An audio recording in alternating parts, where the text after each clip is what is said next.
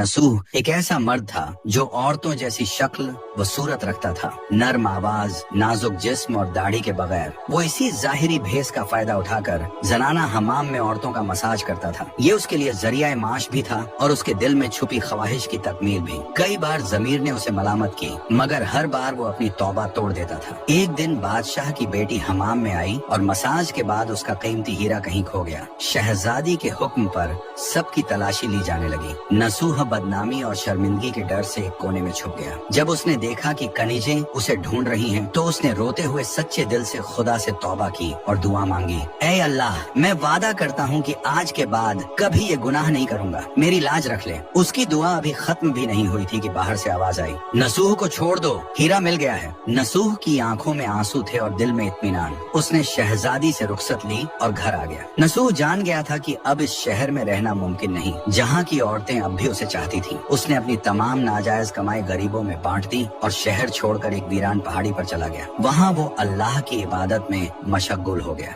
एक दिन उसे एक भैंस नजर आई जो घास चर रही थी। उसने सोचा कि ये किसी चरवाहे की होगी और जब तक उसका मालिक न आए वो इसकी देखभाल करेगा। कुछ दिन बाद एक तिजारती काफिला रास्ता भूलकर वहाँ पहुँचा। प्यास की शिद्दत से निढाल ताजिरों को नसूह ने अपनी भैंस का दूध पिलाया और सबको सैराब कर दिया। नसूह के अच्छे अखलाकन से मुतासिर होकर ताजिरों ने जाते हुए उसे बहुत सारा माल बतौर तोहफा दिया। नसूह ने इन पैसों से वहाँ एक कुआं खुदवा दिया। आहिस्ता आहिस्ता उस कुएं के इर्द गिर्द लोग बसने लगे और इमारतें बनने लगी।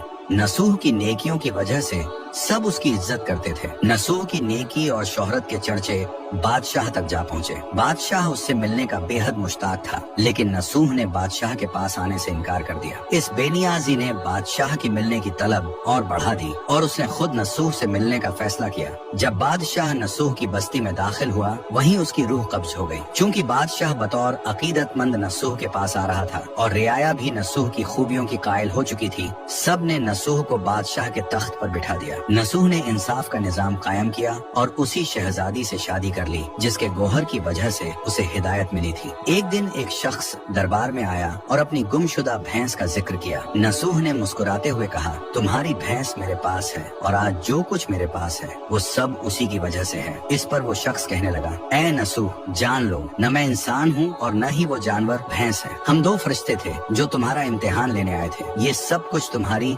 सच्ची तौबा का नतीजा है। ये कहकर वो दोनों फरिश्ते नजरों से गायब हो गए। इसी वजह से सच्चे दिल से की गई तौबा को तौबा नसूह कहते हैं।